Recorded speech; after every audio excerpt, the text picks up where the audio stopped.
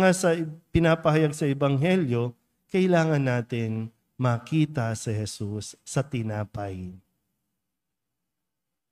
Mahirap po kasi yung, gaya ng madalas kong sinasabi, pagbuhay, kumain ka. Kasi para sa buhay, ang pagkain binibigay ni Kristo. Para pagkatapos ng buhay dito, may buhay na walang hanggan.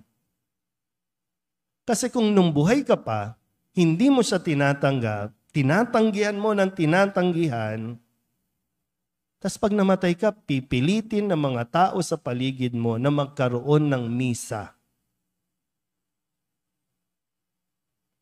Magagalit yung mga tao pag, ayaw misahan ni Father. Bakit ba tayo magmimisa? Di ba para kumain? Yung patay, pwede ba natin sabihin sa mga imbalsamador, pwede ipanganga mo siya? Kasi di ba pag patay, lagi nakatiklop, di ba? Nakatali nga yan kasi bubuka yan, di ba? No? Pwede ba ipabuka para katawan ng Kristo? Kasi nagmimisa, minsan ang daming tao, pag komunyon na, walang gustong pumila, bibigyan ko yung patay. Ilang patay ba ang nakaburol sa paligid natin?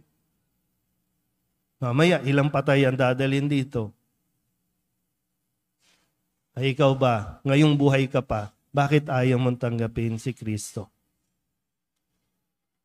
Wala na, pagpatay na, pagalitan ko pa yun. Hindi na. Yung mga buhay ang kailangan nating paalalahanan at turuan. Pero sana po, sa linggong ito, ipinaliwanag sa atin ano ang makukuha natin, ano magiging epekto ng pagtanggap natin kay Kristo bilang tinapay ng buhay. So nasa sayo pa rin.